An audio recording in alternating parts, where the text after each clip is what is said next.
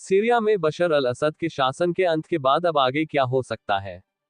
एक सप्ताह पहले जब विद्रोहियों ने सीरिया के उत्तर पश्चिम में इदलिब स्थित अपने ठिकाने से हैरान करने वाला अपना अभियान शुरू किया था, तब तक सीरिया में बशर अल असद के पतन के बारे में शायद कोई सोच भी नहीं रहा होगा। बशर अल असद साल 2000 में अपने पिता हाफिज अल असद के निधन के बाद सत्ता में आए थे।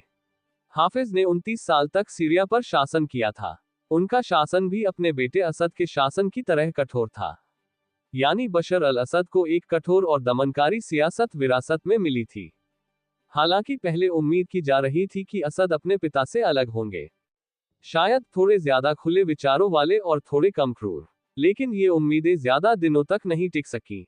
बशर अल असद को हमेशा ऐसे शख्स के रूप में याद किया जाएगा जिसने साल 2011 में अपने शासन के खिलाफ शांतिपूर्ण विरोध प्रदर्शनों को क्रूरता से दबाया।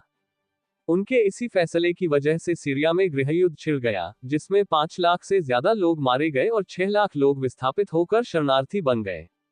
बशर अल असद ने रूस और ईरान की मदद से विरोधियों को कुचल दिया और अपना शासन बचाकर रखा। रूस ने सीरिया में जबरदस्त हवाई हमले का इस्तेमाल किया, जबकि ईरान ने सीरिया में अपने सैन्य सलाहकार भेजे और पड़ोसी लेबनान में उसके समर्थन वाले हथियारबंद गुट हिजबुल्लाह ने अपने प्रशिक्षित लड़ाकों को सीरिया में लड़ने के लिए भेजा था। हालांकि इस बार ऐसा नहीं हुआ। अपने मसलों में व्यस्त सीरिया के सहयोगियों ने उसे लगभग छोड़ दिया। इस मदद के बिना सीरियाई सैनिक इस्लामी चरमपंथी समूह हयात तहरीर अल शाम (HTS) के नेतृत्व वाले विद्रोहियों को रोकने में असमर्थ थे और जाहिर तौर पर कुछ जगहों पर HTS को रोकने की उनकी इच्छा भी नहीं थी। सबसे पहले पिछले हफ्ते विद्रोहियों ने लगभग बिना किसी विरोध के देश के दूसरे सबसे बड़े शहर अलेप्पो पर कब्जा कर लिया। फिर हमा और कुछ दिनों बाद होम्स के मुख्य केंद्र पर कब्जा कर लिया। विद्रोहियों की इस कामयाबी से सीरिया की राजधानी दमिश्क अलग थलग पड़ गई और कुछ ही घंटों में वे राजधानी में घुस गए। दमिश्क की असद की सत्ता का केंद्र है। अब सीरिया में असद परिवार के 5 दशक के शासन का अंत इस इलाके में शक्ति संतुलन को नया स्वरूप दे सकता है। सीरिया की घटना के बाद ईरान फिर से अपने प्रभाव पर एक बड़ा झटका महसूस कर रहा है। बशर अल असद के शासन में सीरिया ईरानियों और हिजबुल्लाह के बीच संबंध का एक हिस्सा था। ये हथियार और गोला बारूद के मुहैया कराने के लिहाज से काफी अहम था। इसराइल के साथ जंग के बाद हिजबुल्लाह खुद ही काफी कमजोर हो चुका है और इसका अपना भविष्य ही अनिश्चित नजर आता है। ईरान समर्थित एक अन्य गुट हूती भी यमन में हवाई हमलों के निशाने पर रहा है।